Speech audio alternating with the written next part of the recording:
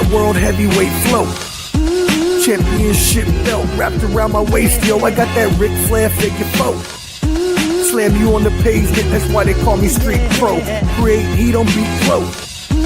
Like Jordan after the second time he three-peated, folks. Get ready, set, let's go. Fight toe to toe, release the flow created by this micro. Lights, camera, get low. Action packed, back to back. In fact, this monster will grow. Y'all better let him know. Man with the master plan, and you have no need to know.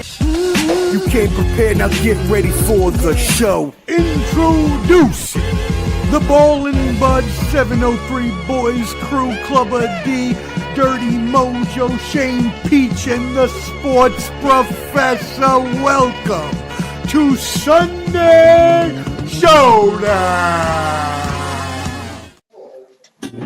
Yo, yo, yo, what up, friends? Welcome. Who got music on? Ballin' Buds.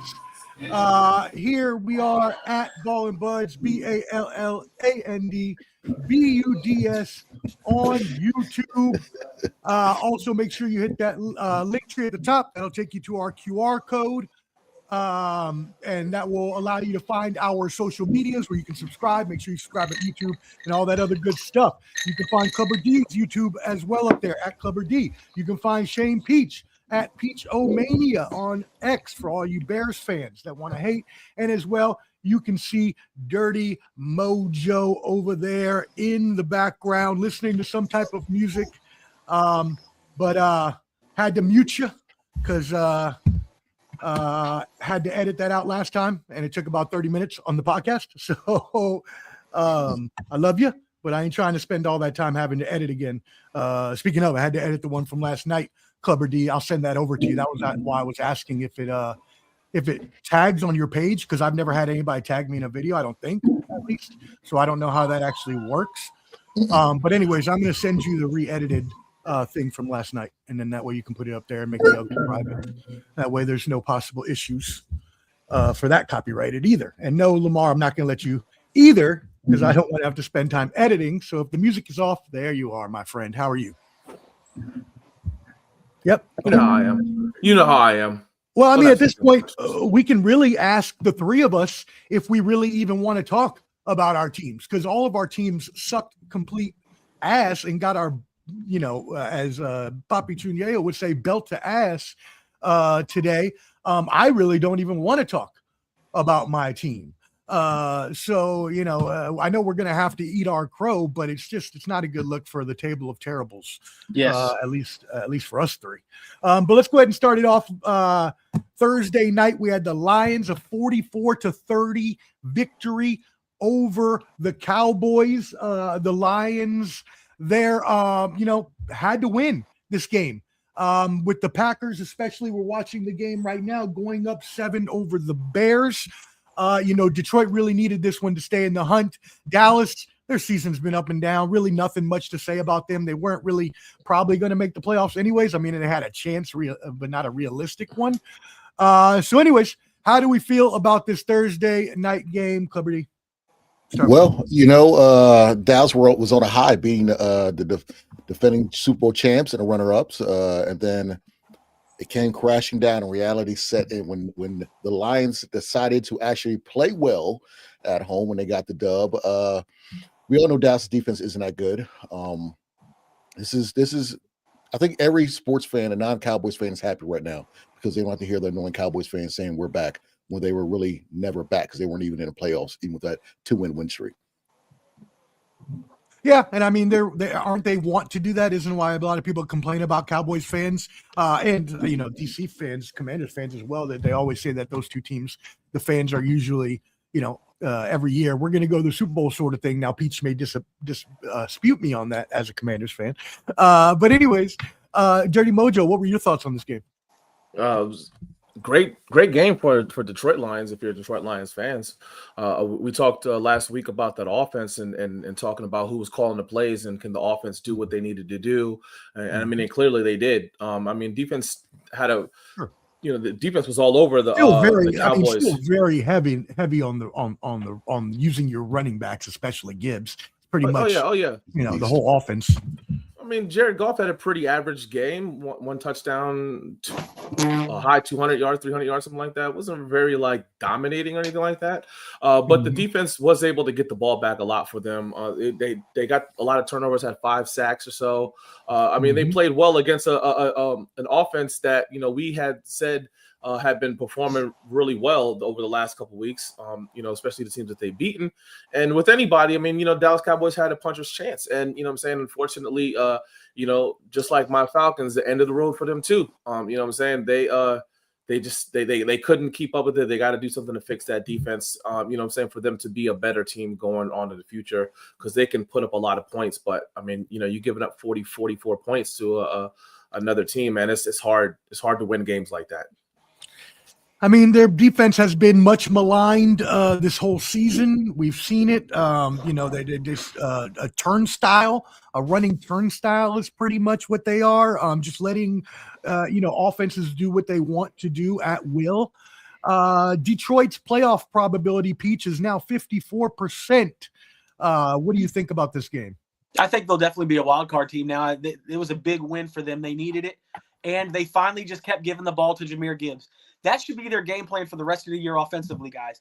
Give the ball to Gibbs. Keep the ball away from the other offenses. Don't be cute. Just give the damn ball to Gibbs. Win the game. Move on. Like, they usually go away from it in a lot of instances, and I just never understood why. The guy is dynamic. I mean, luckily they have a competent enough offense, right? Like wide receivers and stuff where they could get away from that, but doesn't that become predictable at some point and teams start to stack the box? Well, these stack the box go over the top, right? I mean, that's the thing. You don't go away from it until it's stopped. And sometimes he's running for 5+ yards of carry and they go away from it. That's what I'm talking about. Like when it's working, don't go away from it. Sure. No, I'm just playing devil's advocate to give the fans more content. Here's your sports professor stat here. 30-year-old Brandon Aubrey converted from 63, 57, and 55, becoming the first kicker in NFL history to make 3 field goals of 55 yards or more in a game. Nice. That's automatic, man. Automatic. And so they're saying about that, y'all, because he is a former soccer player, that, you know, teams are just going to start which they should have been doing probably the whole time, recruiting soccer players from major universities and stuff like that, instead of, you know, going old school and having your kicker raised in football, you know, throughout the years, even though most of those kickers don't even have the skills necessary, you know, to be a kicker. So anyways, all right, cool. Let's move it on. We had some blowouts and some booty juice games, so we will get those out of the way first. Let's go ahead. We have the Dolphins 34-10 over the Jets. You also had the Rams are beating the Cardinals 31-10 right now. You also had the Titans and Browns, not a real necessary game to talk about at all. 31-29 Titans. And as well, Saints and Buccaneers, although this does hurt the Bucs because they lost here. And that's probably what most people will talk about out of these games that I just mentioned. The loss 24-20 to the Saints at home. Peach, what did you think about any of those games? I think the Saints helped us out, and the Commanders just moved up to the number 5 overall pick. That's what I think in regards to that. Yeah, today was a lot of blowouts, guys, and not much fun to talk about. And we'll get to my team a little bit later. This season can't end fast enough for us, but yeah, that was kind of a shocker. The Bucs are really injured, though, and I'm not surprised. I don't know. I mean, I think they should still win the division, but man, they are very hurt right now, and I just don't know who is even good in that division. There's nobody good in that division, really. Shout out Bobby C355, also Bobby G at the Audible Podcast, has a little word for you, Lamar. Seems like he may be going to eat at Sizzler, he's saying, once he has to make you pay up on them bets. Bobby C is going to get the treatment if he doesn't come on and apologize, because if we all remember, this whole shit came about by Bobby C getting in his feelings because I said Kansas City isn't good. And once he comes on and says, hey, Lamar was right, he'll get his payment. Who was it in the fantasy team that didn't get their money for like 5 months or some shit like that? That'd be Bobby C. And Bobby C does not come on and be like, yeah, man, I was in my feelings about the Kansas City Chiefs, so I got into it with Lamar. You're right. My Falcons were trash this year, but you're going to come on and say the Kansas City Chiefs are the same way. If not, you'll be waiting for your money too.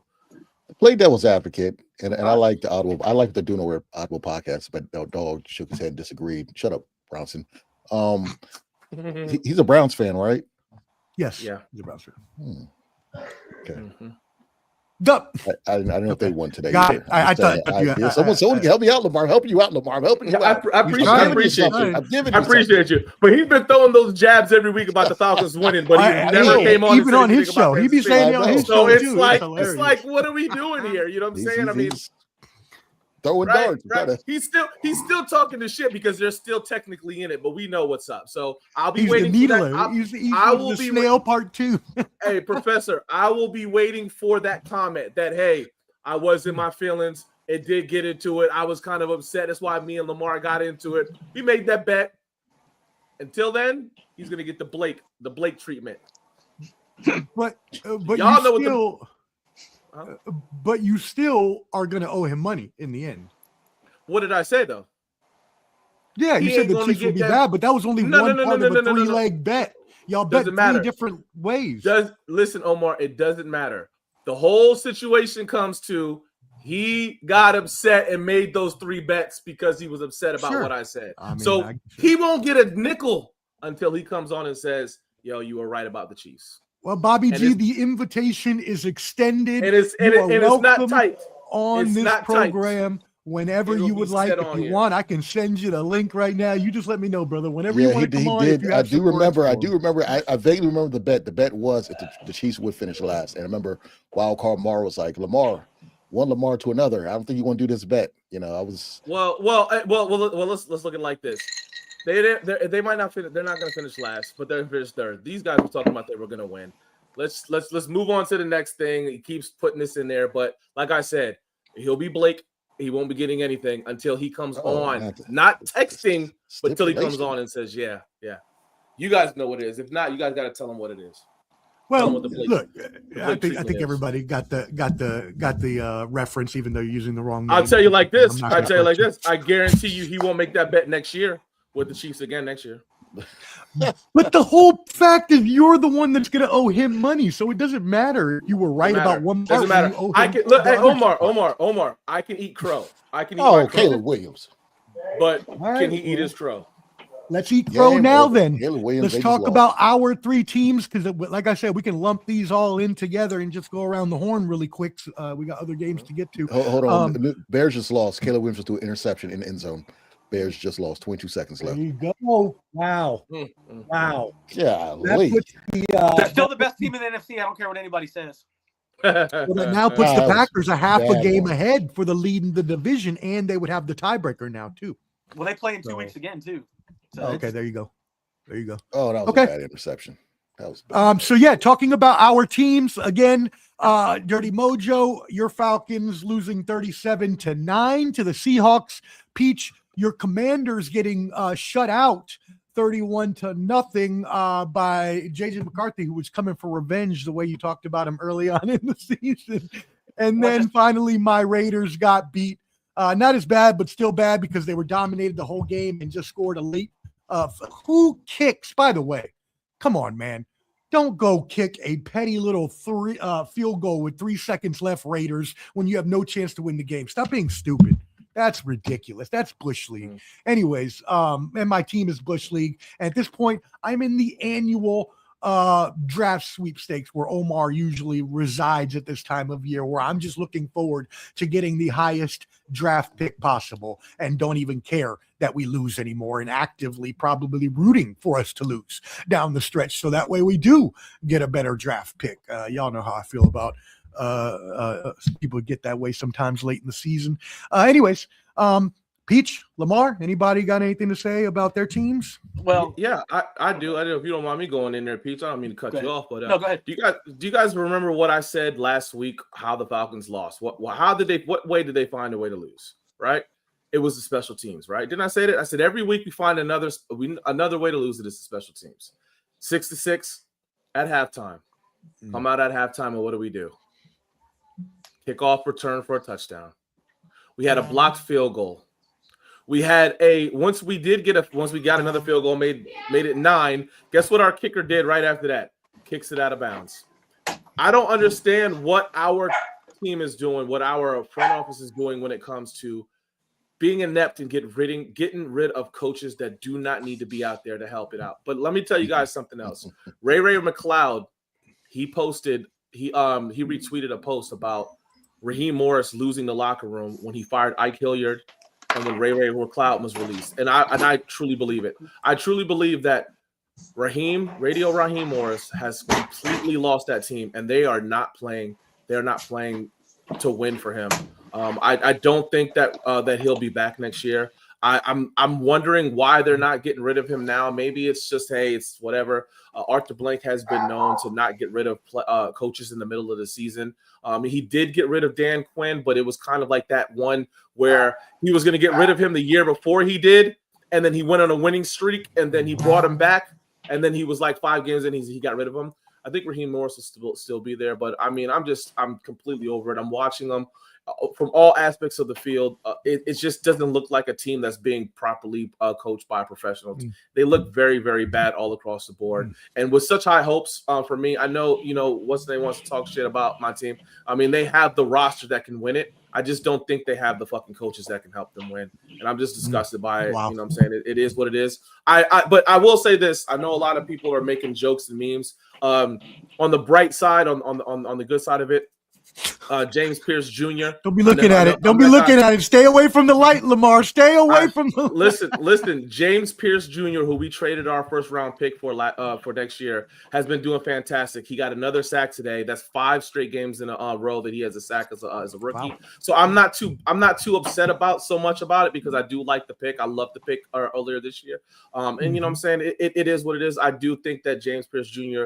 would have been a top 10 pick if it wasn't for the off the field issues that he had. So for that, I am happy. And we also did get out of that trade, we were able to pick up Watts from Notre Dame, our safety, and he's been performing very well too. So it's not so much of a big loss for me, but I do hate the fact that I cannot join my fellow brethren, Omar and Peach, in watching mock drafts. Yep, that's where we're at, Peach. How do you feel about your mock drafting?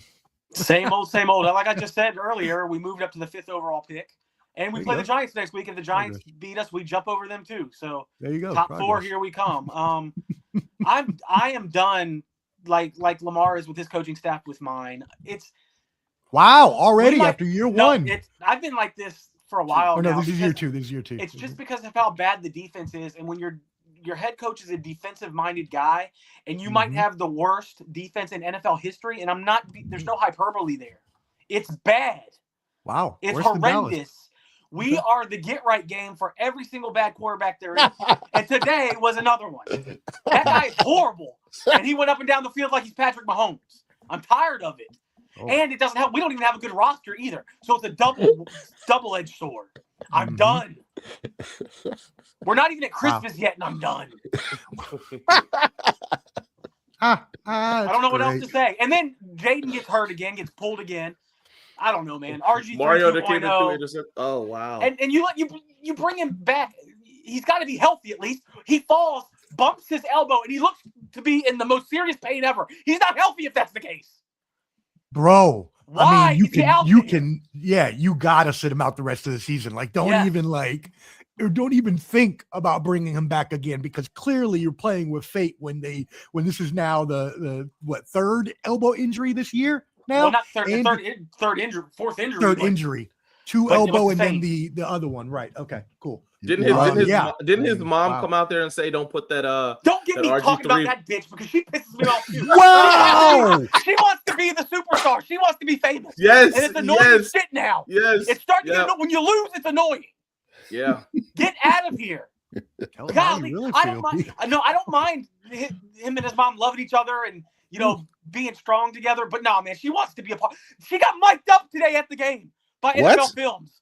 I saw it. Grant Paulson was at the game filming her. They were micing her up so she's gonna be on stage. They didn't learn that with RG3's dad. They didn't learn that with RG3's dad. Yeah, it's annoying, man. Good. And she said, She said, stop referencing her son to RG3, and she's doing the same shit. Man. His dad was wow. Dad, I thought Jaden with that big old brace. I thought Ronda Rousey gave him an R bar. Like he might as well just sit for the rest of the season if it's that bad. Yes. Yeah. Like I said, when you get knocked down and you bump it and you are in agony, you are not healthy. And the fact that can happen on any play. Right. It can happen on any play. If they push him down in the backfield and he rolls over, he can hit his elbow. Right. It wasn't some kind of crazy hit. It was a normal fall to the ground play. It wasn't a crazy hit. Like, I'm upset. So shout out Big Rube. Salute. Thank you for tuning in. Back in Ball's area for the time being. What'd you say? I said Jaden's big as a twig, so he's not going to be able to, take that. And that's the other thing, right? Just like RG3, their body frames, paws are very skinny. You know what I mean? So, you know what I'll say, Peach, and this is something I'm saying that it's actually a bad part, man. Is that Raheem Morris and Dan Quinn are players' coaches. Players love them, but the problem with that is that I need you to be a coach that's not going to go out and have a beer with your players later on. I don't need that. I do need that. I need that stern type of coach. And I mean, we talked about Tomlin. Tomlin is a player's coach. Players love him, but he's still stern. He's still no. I'm not. I don't play that. Look, we have a relationship, and as a coach-player relationship, I'll still be somebody that you can enjoy as your coach and like as your coach and love as your coach. But there comes a point where you have to cut certain things off. I don't think Raheem Morris and I don't think Dan Quinn can do that. And what happens is players start to fall off, and they have so much like for the players that they can't pull this guy. They can't fire this coach. Bobby Wagner and Zach Ertz, please. God damn. Can we get the young guys out there that you drafted in the second and third round, please? Right. And then it comes to Ertz got hurt today, so you're gonna get that. Yeah, that was terrible. Up to him. And then it comes to the point where you're like, why is this coach not fired? I wonder why. Because he has such a relationship with these guys that he's their friends. He doesn't want to fire them. The offensive coordinator should have been fired in Atlanta, bro. The special teams coordinator is still on our roster. How do you fire our wide receiver coach after the 34-0 loss to Carolina? How was that his fault? But you don't get rid of the special teams coordinator. It blows my mind. So I don't know what it is, but those two guys, I'm with you. I like Dan Quinn. I think he needs to go. Raheem Morris needs to go. They need to get somebody in there that's a structured type coach. Luckily for you, I think it's going to happen for you guys. I don't think it's going to happen for us, which it won't happen for you. You're right. It won't happen for you guys because of last year. But for us, radio's out of there. So let's fall for the fool's gold last year. You know, like you talked down the haters last year like I did. Oh, it was just an easy schedule. Oh, you played shitty quarterbacks. No, it wasn't. Then this year proves that it was. It was fool's gold last year. It wasn't real. Don't believe it. It was a fake season, and that's all I got to say. And I have a question too, because this is, if I remember correctly, Raheem Morris coached Tampa Bay for a couple years, didn't he? Yeah. So this would be his second time that he has going to be fired for. Here's the thing, though. He was part of that Atlanta staff that got fired. When he got fired, he then became the head coach of Tampa Bay.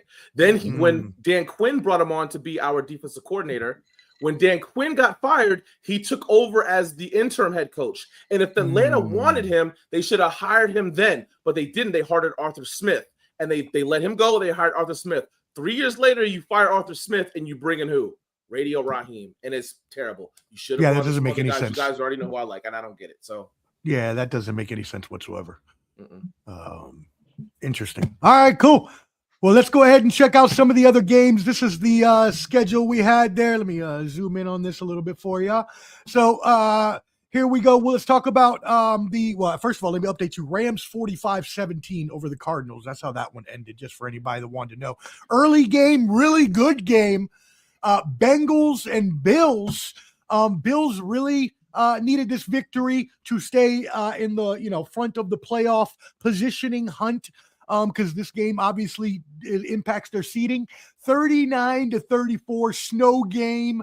Joey B 4 TDs. What a beautiful! It's like the prototypical kind of NFL game that we want to watch, right? The snow, little weather, little good game. Throwing the ball around the backyard, old Thanksgiving Bowl kind of stuff.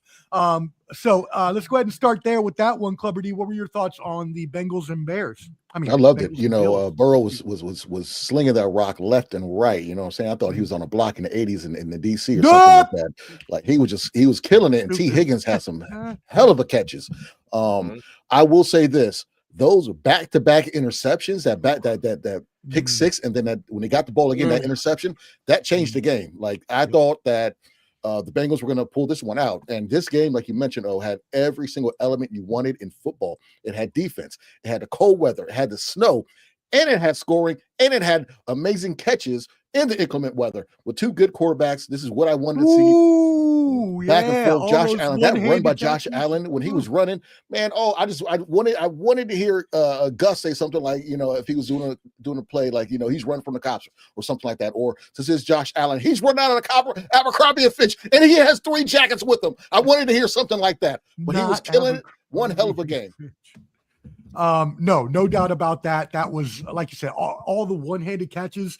T. Higgins in the end zone with that one-handed catch, just phenomenal ball playing out there. Dirty Mojo, what were your thoughts on this game? So, I had vested interest in this game with 2 of my fantasy players, my fantasy starters, in T. Higgins and Josh Allen playing in this game. So I was very, very excited to watch this game. But you are absolutely right. Everything that I love about December and January football, the weather, the push for the playoffs. We talked last week about how it's going to come down to the last couple weeks in the AFC North. Can the Bengals win out and win it in there? And they jump out on the Buffalo Bills like they did. And it was like, I was sitting there thinking of this game like, holy shit, look at what's going on over there in Pittsburgh with the Ravens now getting beat up by the Steelers, and the Bengals had such a big lead. I'm like, is this really going to come to fruition? Is the Bengals going to win out and some shit happen and they get back into a Burrow? What a fantastic game to watch. What a fantastic game to watch. I mean, the Bengals, man, keep your heads up high because, you know what I'm saying, if it wasn't for those 2, like you said, those 2 interceptions, but you still can't put it out there. I mean, that's football. I've said this. We've all said this. I have no problem with my team losing player versus player. A good, hardcore player versus player game, a mistake here, a mistake there. I hate when my team loses because of coaching. This was 100% players lost this game, but it was a fun game to watch. It was a fantastic game to watch. Shout out to Buffalo because that was something that they could not happen, was them losing to fall back even further. I don't think they can catch the Patriots just because of the Patriots play. I don't think they can catch them, but to still be able to have a little bit of muscle in it, that was a fantastic game. That third quarter, Josh Allen, man, what a great game to watch. NFL replay game all day long. Yes, sir. There you go. Hey, shout out Canteen. We appreciate you tuning in from the Tar Heels game, watching a little men's basketball. Very nice, my friend. Good job. Nice. We appreciate you. Tap in with Canteen coming out with his own new podcast soon. So nice. Little bit of something changed there in the brewing. I like it. Do your thing, brother. That being said, one thing that I want to add to what you and Clubber D just said is the fact that Burrow had another very, very costly mistake when he fumbled the ball on that 2-point conversion attempt. Because does he not fumble that ball, they don't need a touchdown. All they need is a field goal to tie the game instead of having to go for 2 touchdowns and an onside kick with 3 minutes left. Peach? Yeah. I can't agree with you guys more. Game of the day, for sure. 100% the game of the day. And I'm going to say this, that first Burrow interception was really the killer. The second one was bad, but that first one, man, they're going down to get up 2 scores. And if they score a touchdown on that drive, 2 touchdowns, the game's probably over. So that was huge. And then, like you guys said, they had a chance to get the ball back at the end. And here comes the big boy running for on 3rd and 15 for that first down, like Dion said. But he didn't go to Abercrombie and Fitch, Dion. He went to the big and tall store like me and you, my friend, to get them yards. Man, what a game. I thought for sure the Bengals were going to get the ball back. And he said, nuh-uh, I ain't letting you. And he went and stole that win right then and there and didn't leave it to chance. Because if you left it to chance with how Burrow was going up and down that field, you might have lost. You probably lose that game if you give them the ball back. Yeah, it's unfortunate that Cincinnati's run game is non-existent because that definitely could have helped them in the way that Joe Burrow was playing in this game, and it could have been easily some good runs that could have helped them out with some play action stuff, get a little bit more open, but their running game was non-existent. I mean, Joe Burrow tried to carry the shit out of that game along with T. Higgins, man. It was a fantastic game. And he needs to. They really need to think about getting new coaching, but Burrow keeps saving them damn guys. Because the defense stinks, the run game stinks. He's the constant. Don't ruin Joe Burrow, Cincinnati. Don't. And only one sack. And only one sack. They only gave it 1 sack too. So I mean, it wasn't like he was running for his life out there, but it was like Man, I mean, at some point, especially in that weather, when you have to throw the ball in the weather and it's cold, and guess what happened? Those interceptions came along. On the other side, you got a better running game, and they were able to just pound it out and grind it out and win the game. Damn, what else farted in there? Yeah, man, he's pissing me off, man. And that's funny. What was I going to say? That caught me off guard. I was going to say something to what you said, Peach, and now I don't remember. Anyways, it doesn't really matter. Bills, again, they needed this game to stay up there in that kind of, playoff positioning. So good for them on the win. Again, that was just prototypical chef's kiss football. Mm-hmm. Moving on, another game that was crucial in the playoff positioning was the Colts and the Jaguars. And the Colts actually going on the road and losing this game. Are the Jaguars for real? 36-19. Jaguars are now 9-4, gentlemen. Peach, we'll start with you on this one. What are your thoughts on this game? The Jags aren't for real, but the Colts are going to be the team that falls off and misses the playoffs. The injury to Daniel Jones is a killer, and he looks to be out for the year. They think it's an Achilles. He already had a broken leg, playing on a broken leg, and now already. Done. I mean, which, by the way, shout out to him for playing on a broken leg. That's crazy, but they're done. I just think they're done now, unfortunately, because they had such a great year coming along and going, and that fan base really needed it. They needed to be rejuvenated after missing on that high draft pick at quarterback, But I still think I think the Jags are going to get in. Don't get me wrong, but they're going to be a one and done. They're not good enough. They're too inconsistent. I don't believe in them. Yeah. I agree with you completely. Agree completely. And yeah, you're right. He was playing on a broken leg, which again, it's just crazy because but shout out to his team. I read a story, about his college teammates at Duke that made a kind of like brace that you could wear on the field to play with a broken leg. And so that's how he was still playing with that broken leg, was due to this brace. And they actually got funding and everything. So they're going to hit it big with that. So salute to them for coming with that ingenuity there. But yeah, that's crazy that he did that. And now an Achilles, as was mentioned, is most likely what that looks like.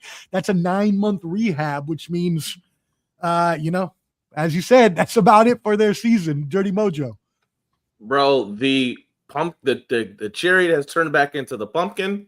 The horses have turned back into the little mice. Facts. All that stuff for them is just completely gone. But I will say this: I don't know who signed off on that plan on a broken leg shit. We've seen kickers. That is pretty crazy, though. We've seen kickers sit for a hangnail in their thumb.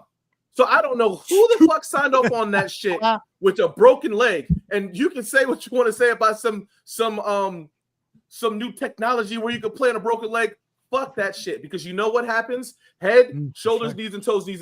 When your leg is broken, that means something else is giving up, is compensating for the other. And that's exactly what happened. You fucked up your Achilles because you're playing on a broken leg. Who the hell's bright idea was that shit to let your quarterback go out there on a broken leg on a team that was actually playing good? You could have possibly sat him, let that broken leg heal, because if he's strong enough to play on it, then it's probably a 2 or 3 week thing. Sit him out, pass it up, let it kind of heal, come back at the end of the season. Somebody's going to get in trouble for this, and I wouldn't be surprised if the NFL steps in and says, "Who the fuck was letting this guy play on a broken fucking leg?" Who the NFLPA? What the hell was going on there? That could happen. That was a very poor decision on them. It sucks for the Colts because, like you said, it was a fun and fantastic first 2/3 of the season. It was awesome. These guys are good. Not gonna be. I don't even know who their backup quarterback. I don't even know who the quarterback is. AR-15. You can't pick anybody up and you can't trade for anybody like that. That team could have been something that's good. I don't like what's going on with them. On the other hand, yes, Peach, I think you're right. We talked about the Jacksonville Jaguars. They're that team that's like, holy crap, look at this win that they have. But then they'll be like, oh God, what? They lost it. So I think they're a one and done team. Maybe they could win one of these if it is against Steelers Ravens game, because they're really not playing good either. So they could win one. They're definitely not going to make it to the AFC Championship game. They would lose in the AFC Conference Championship. But yeah, man. I mean, I once again, hey, I did have a guy on the team, ETN. Thank you very much. Had a good game for me too. Which, as you guys know, my fantasy football team did good because my. Well, I just want to say this. No, I didn't. I lost them out the playoffs. Fuck that shit. You said you don't understand why they let him play on a broken leg. What does that tell you? What they think about Anthony Richardson too? Right. They'd rather risk him. They'd rather risk him than play Anthony Richardson. Wow, that's bad, bro. And then he didn't put in. So I had to look this. So I had to look this up, right? Because I heard Clubber D talk about Anthony Richardson, and I was like, why didn't he go in the game today then? Because Riley Leonard was the one they put in the game from Duke quarterback fame last year. Yeah. Who the dude? Anthony Richardson is actually on injured reserve. He had a broken orbital game in week 9. Oh, I forgot about that. That happened in practice. So his eye is broken, but he can't play. But the motherfucker can play on a broken leg. That's a good point, though, too. That's a good point, though, too. I put it like this: he was looking at Byron Leftwich. He's like Leftwich. They had to carry him that 1 year when he broke his leg and he, did his thing. So that's in game though. But Byron Leftwich didn't come and play the next couple of weeks, did he? I know, man. Don't mess up my analogy. That's tremendous.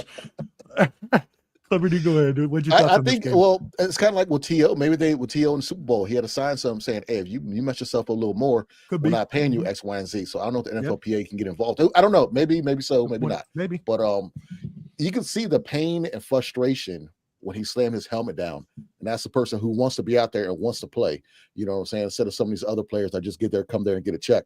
Like Lamar said, when you have an injury, you're overcompensating with your other limb that's helping the other limb out, and that Achilles he planted and it just snapped. You can see it. You know what I'm saying? So, and it hurts in so many different ways. 1, he had the broken leg. 2, now it's the Achilles. 3, isn't he on a 1-year deal? Oh, that's a good question. Let me look it up. So did he mess his money up further? Or are they going to honor him and say, hey, we're going to pay you while you're hurt? So, he risked a lot to play. That's probably why he wanted to play, to prove that he is that guy, because he's playing for a better contract. But, yes, 1 year deal. Yep. See, there you go. Let me ask you this. Was the torn Achilles the opposite leg? Yeah.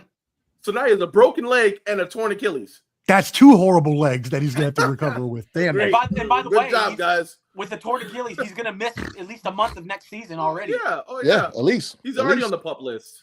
So it sucks for him. I think they're going to resign. They got to resign him just to honor him. You know what I'm saying? They got to resign him for another 1-year deal or something. Yeah, I think they would. Yeah, I think they would.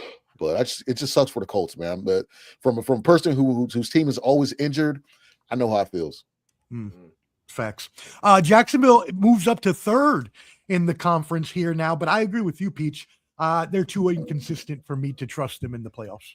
So, all right, let's move it into the next game. The Steelers and Ravens, which was the last chance for the Ravens. And unfortunately, they were unable to get it done at home. Steelers coming in and winning 27-22. Metcalf with the big day, 7 receptions, almost 150 yards, 148 there. Clubber D, what were your thoughts on this game? Thoughts was just for a personal game, me being a dumbass and thinking Lamar would bounce back, and I should have put Love in.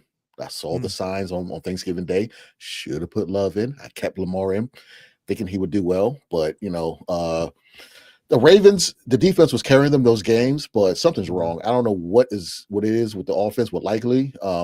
Likely had 2 crucial drops from last week. Thanksgiving and now. I think that was a touchdown. I'm sorry. When he caught the ball, it looked like he had 2 steps and going on the 3rd, then the ball came out. I honestly thought that was a touchdown. But the Ravens got some explaining to do. They need to do a team players only meeting or something to hold everybody accountable. They have to get better. Their offensive line, Lamar's running for his life out there. Steelers, I don't know what to make out of Steelers. They're kind of up and down also. I don't know if they're good or bad. I don't know if it was just because it was Ravens played like crap or the Steelers are actually decent now. So that division is topsy-turvy. I would say it's a good win for Steelers. You need that win, but the real question is, who are the Ravens? What are they this year? And the other thing about that is, and since Lamar, you brought up that great point about the compensation causing the injury for Daniel Jones. Lamar Jackson is not healthy and has been compensating for weeks now to try to get them back in the playoff race. Luckily, he didn't get further injured. What are your thoughts? Yeah, he's definitely not the 2024 Lamar Jackson that's playing out there right now. And if he does have a little bit of an injury, you know what I'm saying? We don't know. He's not showing up on the injury reports, is he? And if that's the case, then you know what I'm saying, if they do some investigations next year, like they've done in the past, that he really was injured, and you know somebody will lose some draft picks and things like that, because you know the NFL does not like that when you're not put on an injury report. But yeah, Lamar Jackson is not playing like he played last year. This is that division though, that these two teams do play each other like this. Every time they do meet up with each other. It's fortunate for the Ravens that the Bengals did lose, because we still were talking about the Bengals went out. They could jump and take the lead. So they're just one game behind, and they still have one more game against Pittsburgh to play. So I'm really not that concerned so much. Maybe I'm counting them out a bit early. Yes, you're right. It's still going to come down to it, because just like we said, the Pittsburgh Steelers aren't playing very good football either. I do think this was more of that redemption for Tomlin, because last week the fans are screaming fire Tomlin in the stadium, and Tomlin is a good coach. So I think this was one of those coaches that we've talked about that can rally the troops to get those type of wins for the coach that they have respect for the coach that they like, but they also have you know what I'm saying, that level of he's our coach, we respect him as that, and they went out there and they won for him. As far as it's concerned, I'm not really going to put too much into it. It was a good game. Well, it became a better game towards the end when the Ravens tried to catch back up, but I'm still looking for this last game that they're going to play at the end of the year, that I think that will still be the one that decides the division. Yeah, and look, Rodgers even came out afterwards and was like, maybe that'll shut y'all up for a week, I guess, talking to the fans about firing Mike Tomlin. Right.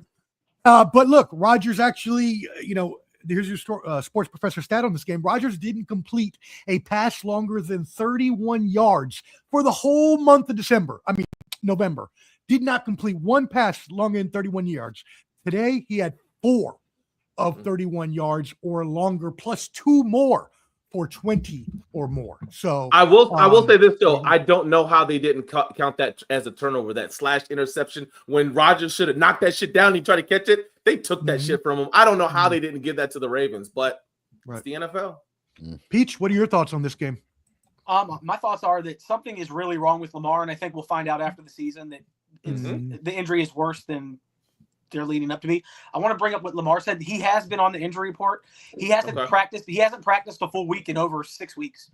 He's missed at least a day of practice every week. So something is definitely wrong. We'll find out at the end of the season when it's over. Also, both of these fan bases want their coaches gone, and they have really good coaches. It's one of those things, gentlemen, where you're there for so long, and if you're not winning Super Bowls, they want you gone.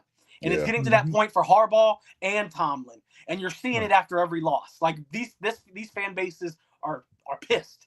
So that last game, I agree with you. It's going to be for all the marbles, and the losing coach might just get fired.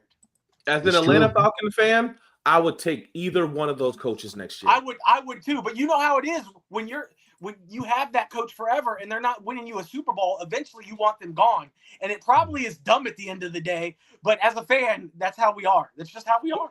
But check it out. Look at Andy Reid.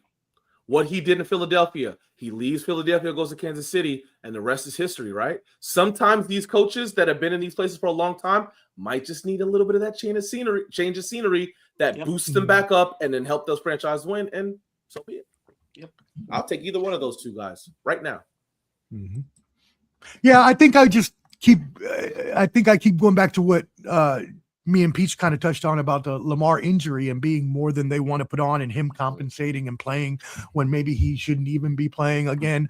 But yeah, I don't want to count them out too early. You're right. They're only a game behind, but still, I mean, if with the Steelers having this now win, that, and again, you said they play in 2 weeks, but this still puts them above in the head-to-head for now.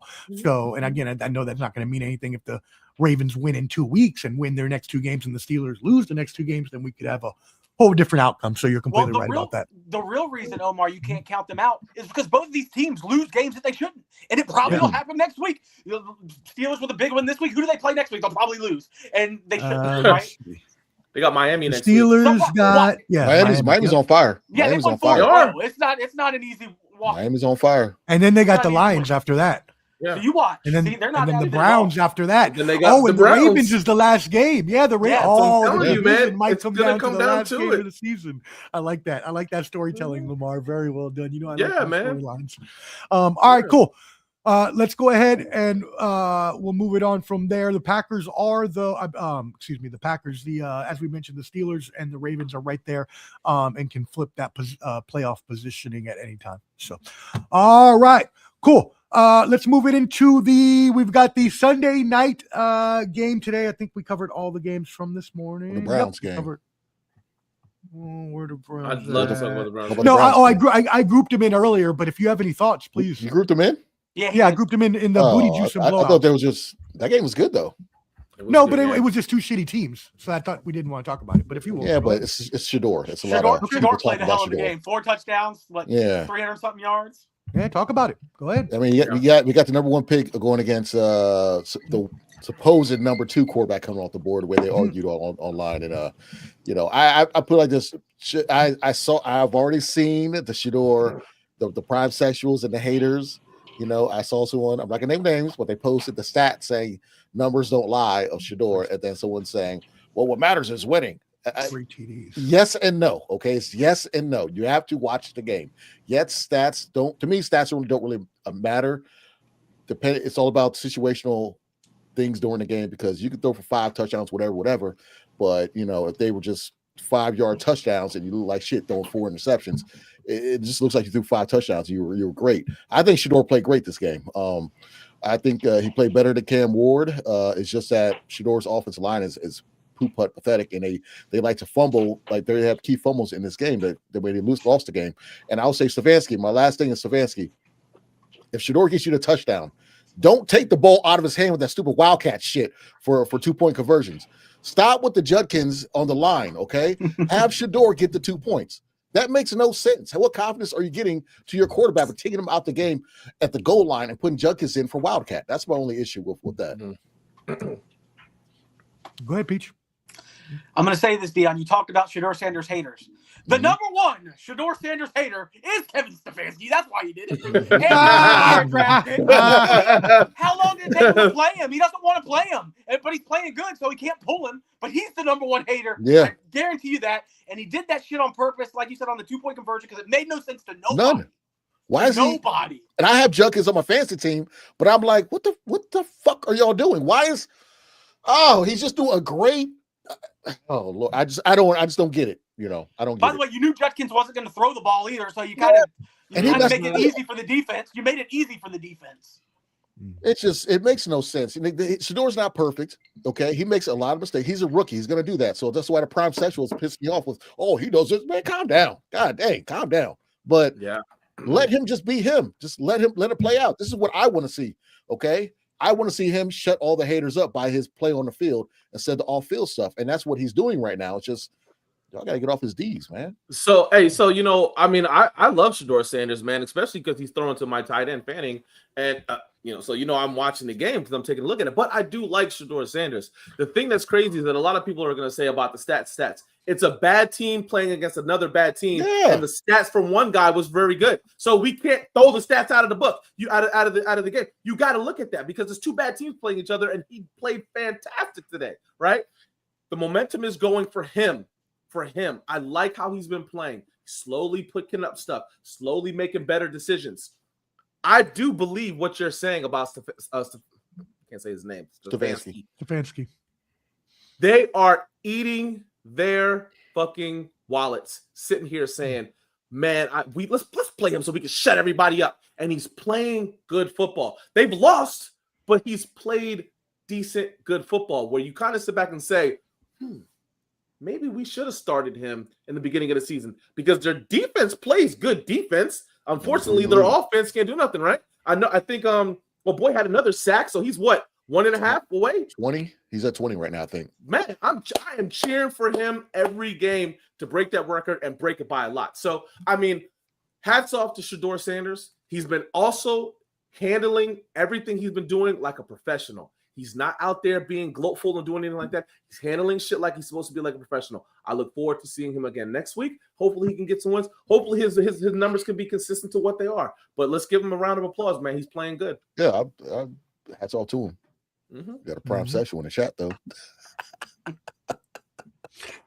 I knew who you were talking about when you said it. I just wasn't going to say anything. But yeah. Hit dog hollers. Hit dog hollers. Yeah, he played superb. He did, Canteen. He played superb today. I mean, hey, look, over 300 yards and 4 TDs is good for any quarterback. So I don't care who you are. But I gotta say this about Tennessee. Has no, I'm like, who is on their team? Oh, am I frozen? Not anymore. You're back. You're back.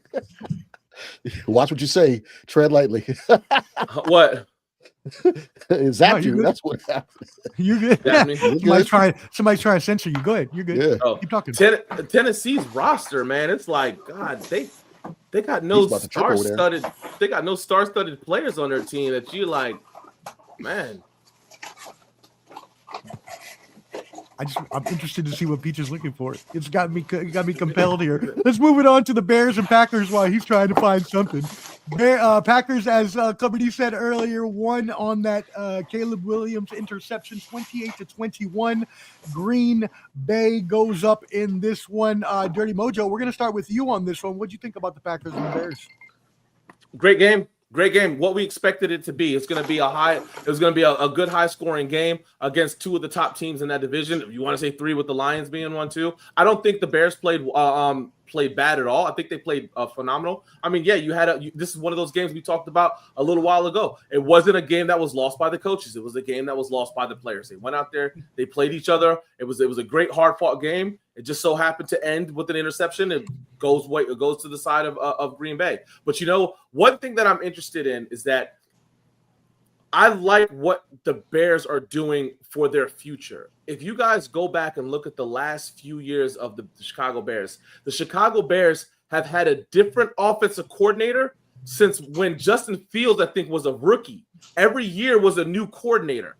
They're going to finally be able to go into next season, and I know next season is next season, but they're establishing something with their offense that they can actually build around and build up on that and have the same offensive coordinator next year. That's going to be a really, really good team to watch next year. But even with this year, I don't put anything past it. I still think they're one of the better teams in the NFC. I still think they'll make the playoffs. At this point, it's kind of getting to the point where it's like, who's going to win the division? The Lions, the Packers, the Bears. The Lions, Packers, the Bears. We don't know, but I do think they're going to get into the playoffs. So let's just go. I liked it. It was good. Great game.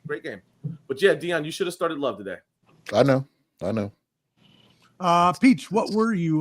Did you find what you were looking for? Yes, I did. And it was the Back to the Future 2 Pepsi Perfect for Max Headroom over there. That's why I went and got it. That was a long walk.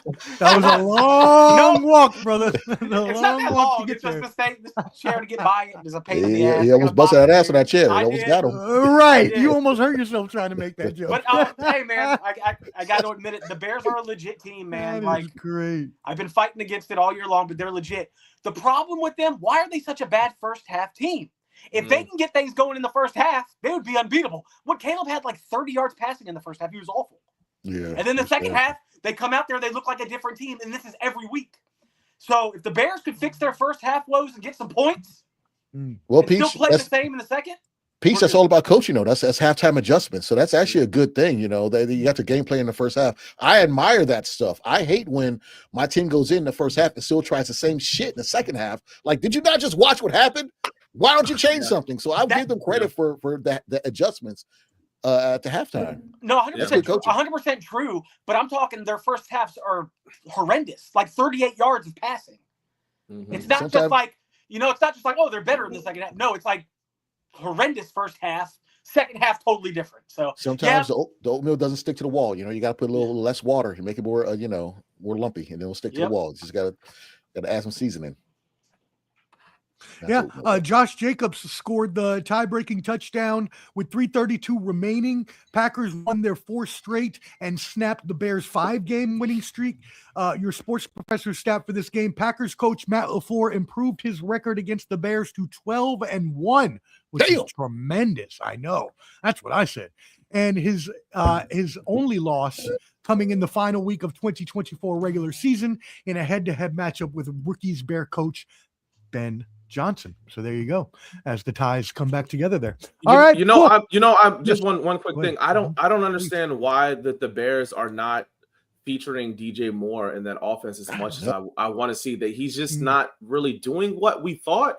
And they have a prolific offense that can do this stuff, but they're just not featuring him the ball, man. It's very, very interesting to wonder what's going on over there with that. Because he drops too many passes. I watch a lot of the Bears games because of the stupid Twitter beef. He drops too many passes. Their best receiver by far is Adunze. He was out. He was out today, though. Yeah, he was out today.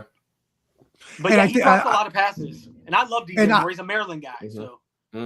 And I don't know if this is true, Peach. You interact with the Bears fans more than I do, but I actually heard from a Bears fan that I'm friends with that told me that DJ Moore and Caleb Williams don't have a good connection. Like they're not really tight like that, I guess, or whatever. And that might be hindering. I don't know. Like I said, this is just what I heard. I can see that. They kind of don't talk.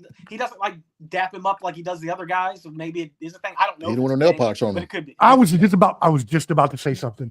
I was just about to say maybe he's probably gonna give me the same handshake Vernon Davis gave me outside of the Olympic game when the Redeem team came to DC. We all went to the game, and I saw Vernon Davis outside. I'm like, hey, I'm a Niner fan. I went up to him. I'm like, hey, bro, big fan. He goes, I was like, oh, what is this? What is this? Like, what is this? So that's probably what it was. I don't. If I ever meet you again, Vernon, I'll remind you about that. I want a manly handshake. Wasn't there a rumor that he tackled dudes naked in Maryland? Like, hey, so maybe. Hey, I mean, look, it wouldn't be the first time we heard about there being guys in the football locker rooms that like to kind of play around like that. I don't know many people that are going to let you get away with that. If there's a recent Raider that did that defensive tackle. We're gonna keep that moving. I know exactly that we're gonna keep that moving. All right, let's go ahead and move it into the night game. I know that. Moving into the night game. Texans going into Kansas City, 7-5. Houston, 6-6. Kansas City. Again, and I'll go back to your point, Lamar, which is valid with the AFC having those middling teams there, the Steelers, Ravens. Technically, they still have a chance to get a third wild card in the AFC West, but they are at their last chance, at least in my eyes. 4.5-point favorites are KC at home. Peach, we're going to start with you. 41.5 is the over-under. What is your score on this game? Score is going to be 24-21. The end of the Chiefs season happens tonight, gentlemen. And I say that because they are not going to be able to move the ball against this Texans defense. That Texans defense is going to shut them down. That I don't believe in Kansas City right now, especially offensively. I believe in Mahomes. Don't get me wrong. Right. Man, he has no weapons. He has no help. He has to be Superman, and it's hard to be Superman against such a prolific defense like the Texans. So I have them losing tonight. I have Kansas City losing. Yeah, and they're playing in Arrowhead, though, so it is going to be very cold, below freezing. That's why I think I'm going to go with the Chiefs, just because I think that the Texans obviously don't play in cold weather necessarily all the time. But I'm going to keep thinking that through. Dirty Mojo, go ahead. Yeah, I agree with you, Omar. The Kansas City Chiefs still have one of the best coaches in the NFL, and he does have the team prepared. Unfortunately, the games have been decided by the on-field play of the players and not by the coaches. It is going to be cold out there. It's going to be really cold out there. The way that the Chiefs win this game, though, is with Kelsey having a good game, and with Mahomes not being the leading rusher for them today. So, I mean, they got to come out there and somebody else got to establish the run because Mahomes can't be taking a lot of these shots and also throwing the ball all over the place. But I'm with you too. I do think Kansas City wins this game. It's a home game in Arrowhead, which is tough to win in, and it's going to be fucking freezing out there. I'm going to go a little bit higher, though. I'll go 27-20. Kansas City will win this game. But, gentlemen, doesn't the cold weather help the defense? Sure, right, but they both have good. I mean, well, that's not that. Houston does have the better defense, obviously. But yeah, I just think that you're right. But I just think that playing in the cold is more, conducive to Kansas City since they. Well, you are right. City. I don't trust Houston's offense. But there we go. So I mean, that's Mm-hmm. So maybe the score will be lower, but I still think Kansas City will win that. Yeah. Well, someone does. Canteen Trusted says Houston by 10 and Stroud to have a superb game, 27-24. Houston. The word of the day. Who do you got, Clubber D? Well, what I'm going to say is this: since I've been completely wrong with a lot of my site, I'm going to do a little bit of reverse psychology. I feel like we can't hear you, bud. Can't hear me? I can hear him. I can. I don't know what happened to you. There we go. This false claiming. False claiming. False claiming. Can you hear us, Peach? Yeah, I can hear you guys. I can't hear him. You can't hear me? That's interesting. Well, it's all right. Don't worry about it, man. Because last night that shit was going out on me too, and I couldn't hear Dion either. And once I reset, it was fine. So maybe you need to jump out and jump back in. I can see him moving and everything. I can see him moving and stuff. I just can't. I don't know. Okay. Yeah, well, bad, all right. Well, I'm going to continue. You can jump out and jump back in, bro. I want to say what I'll say. Okay, this is going to be. I'm going with reverse psychology because last year in the playoffs, Houston got robbed with a little bit of suspect calls against the Chiefs in the playoffs. I think it was last year or the year before. It was Will Anderson's rookie year, and I thought that the Houston Texans were going to win that game, but they lost. So I'm going to go with KC by a lot. I'm going to say 24-10. All right, yeah, and I am gonna go with the Chiefs, Dirty Mojo, and I'm also gonna go maybe low scoring just because I can only hear Dion. Oh my, that's interesting. Yeah, I don't know, bro. 24-17, Kansas City over Houston is what I'll do. Clubber D, we're coming right back to you for the Eagles and the Chargers, 2-8-4 teams. Huh? He's frozen. I would cut him out. There he goes. Now he's back. Peach? Okay. Can you hear us? I can hear you. Yep. Awesome. Perfect. Yeah. Sometimes you just got to jump out and jump back in. StreamYard does that sometimes. It's weird. Anyways, we're coming to you. Eagles 8-4, Chargers 8-4. Philadelphia is a 1.5 road favorite here in LA. 41.5 is the over-under. What you got? I think this is going to be a kicking battle. I feel like Dicker the kicker and Elliott will go back and forth, and this will be a 31-24 Eagles win. 31-24, Dirty Mojo. Reverse psychology. I'm this still out on Justin Herbert if he's questionable to play. I don't think he is going to sit this one. He's a tough guy. I think he'll play this one. So it all depends on how his non-throwing hand feels. I don't know how much of an effect it will have on him. This game in LA, the Eagles kind of reeling. Their offense isn't really doing a lot. Their defense is not playing very well. I do think that the Chargers are going to come out there with that mindset that, especially with how tonight's game goes, if the Chiefs win this game tonight, that they got to keep pace with the Denver Broncos. So I'm going to go out just because more of the home game aspect of it. I will pick the LA Chargers to win. And as bad as the Eagles have been playing the last few weeks, I'm going to go, it's going to be a little bit of a wider spread. I'm going to go 30-13. I don't like what Eagles offense is doing. So I'm going to go 30-13. I think they'll jump out on them and get some points. And I don't know what's going on with Eagles offense and scoring, but I do agree with you. I think the Chargers do win this game at home. I don't know if it'll be that much. I don't think it'll be that much of a blowout. I do think it'll probably be closer to maybe like 27-20, something like that. But yeah, I agree with you. I think the Chargers win that game at home. Peach? I think the Eagles roll. And I say that because the Chargers have both their tackles still out, and that defense can still rush the passer.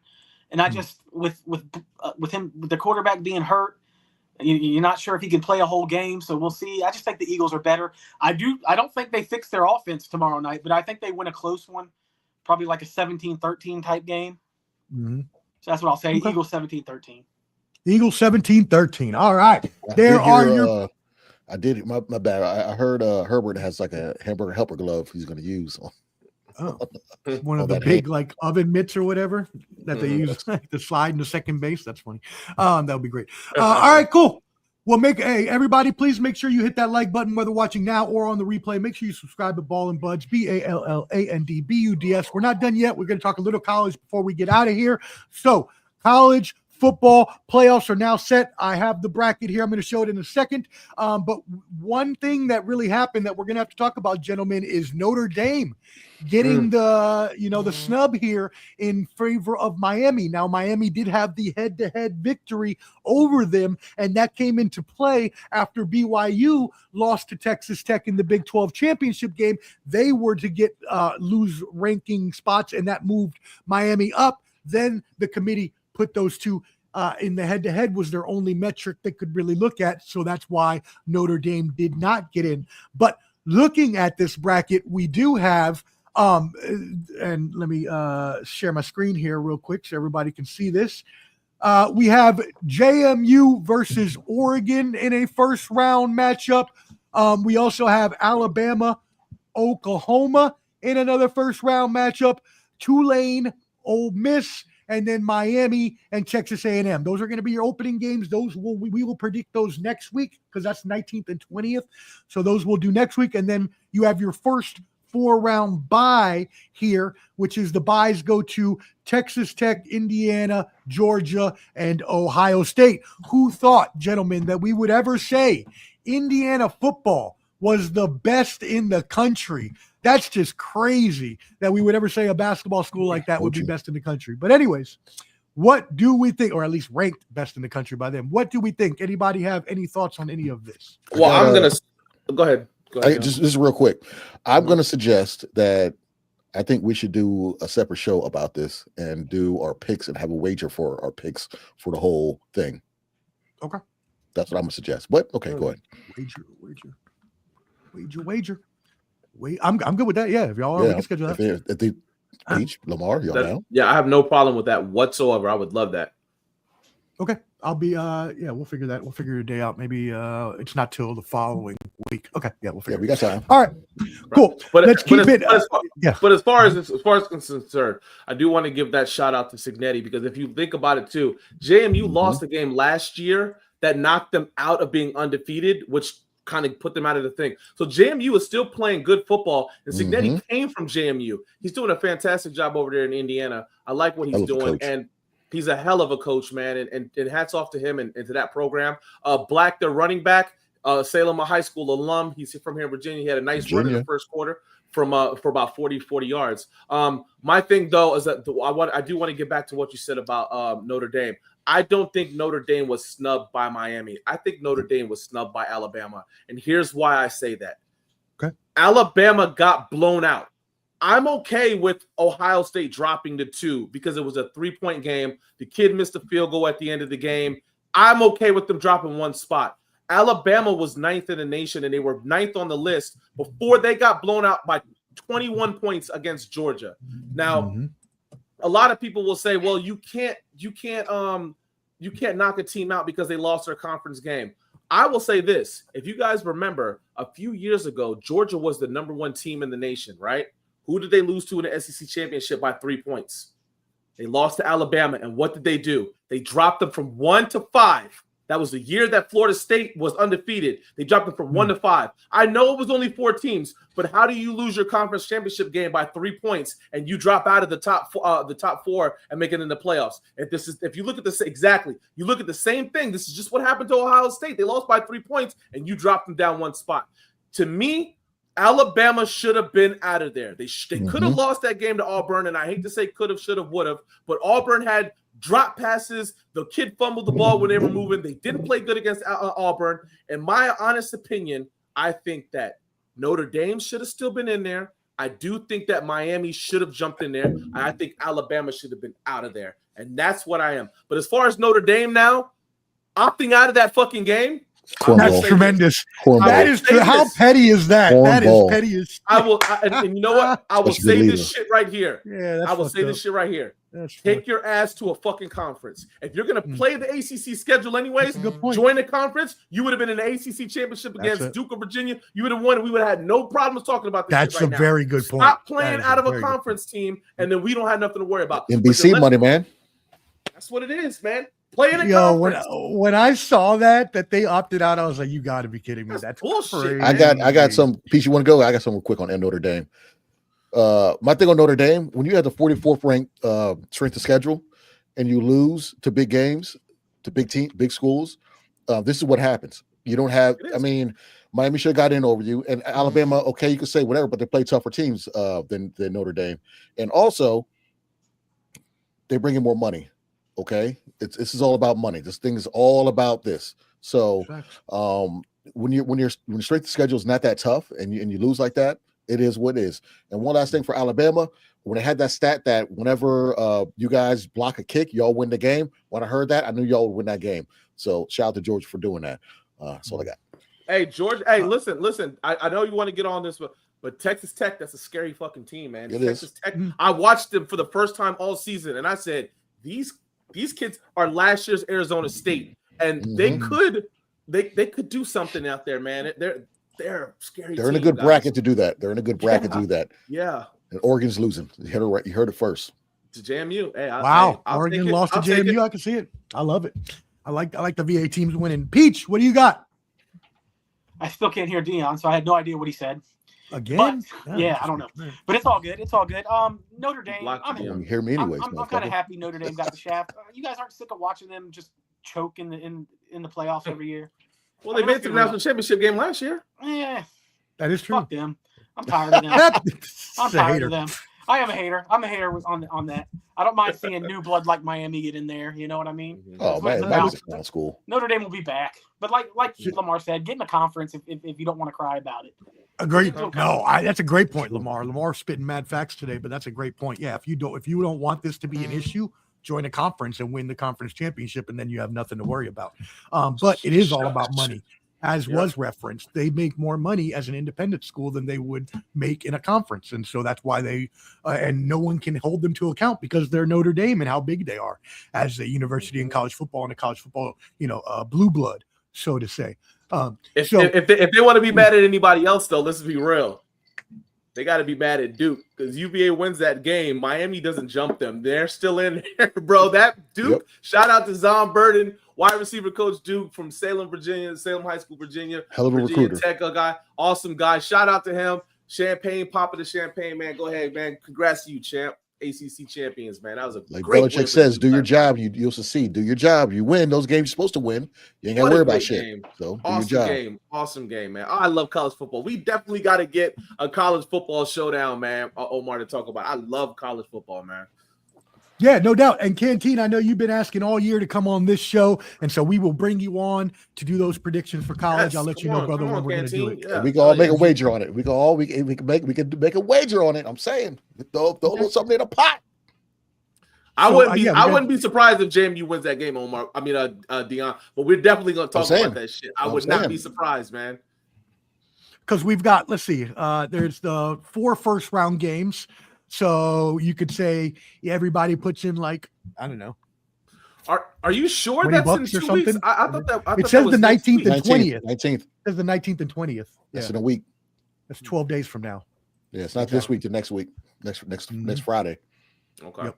Same day as Jake Paul, Joshua. God damn it. Why they gotta do that shit? That is the same day. You're right. Why they gotta do stuff like that? And we got that boxing show that Wednesday. So we could do this Thursday. Right before the football game, we could do the let's do it then. Yeah, that's fine. Let's do it. Let's do it. I'm down 100%. I'll be on the cruise, but we'll figure it out. I'll have Wi-Fi.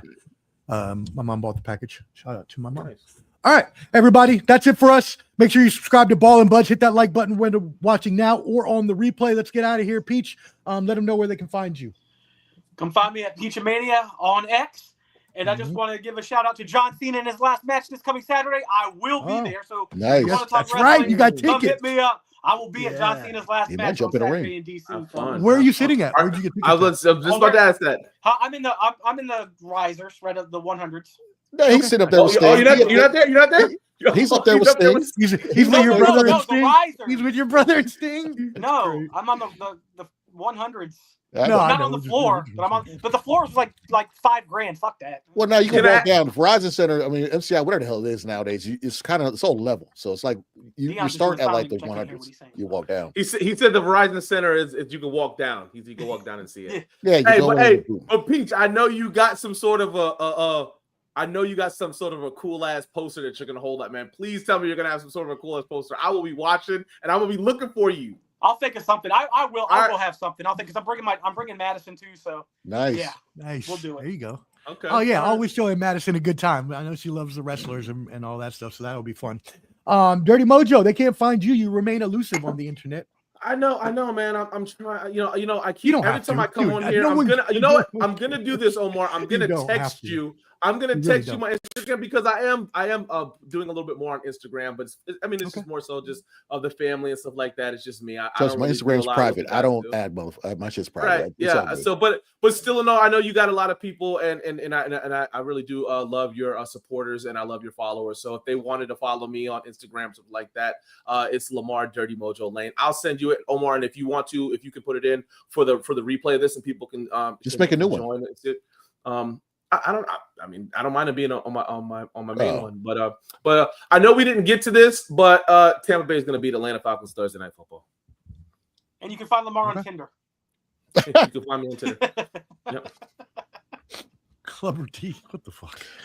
Yeah. So yeah, we're rocking and rolling, guys. More like Christian Mingle. I feel like this college football thing should be fun. Someone's hurt on Chiefs already, so that sucks. But find that Clubber D at YouTube and on this show. We're rocking and rolling. Yep. And you can also find Clubber D's YouTube right up there at that link tree, that QR code. Go ahead and scan that. You can find that. You can find Ball and Buds YouTube, Ball and Buds Instagram, all that good stuff. Make sure you subscribe at Ball and Buds, BALLAND BUDS for the holiday hops glass. I actually need to go eat. I am starving. I haven't had dinner yet, so that's what I'm going to go do. For everybody else, y'all have a wonderful evening and a great week, and we will see you next week. Holla. Peace.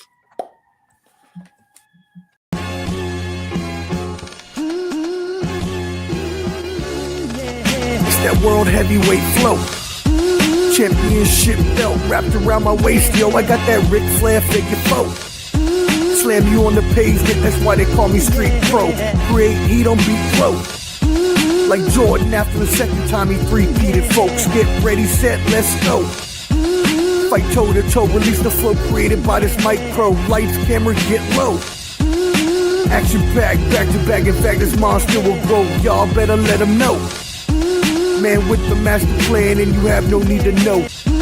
You came prepared, now get ready for the show. Introducing the Ball and Bud 703 Boys Crew, Clubber D, Dirty Mojo, Shane Peach, and the Sports Professor. Welcome to Sunday Showdown.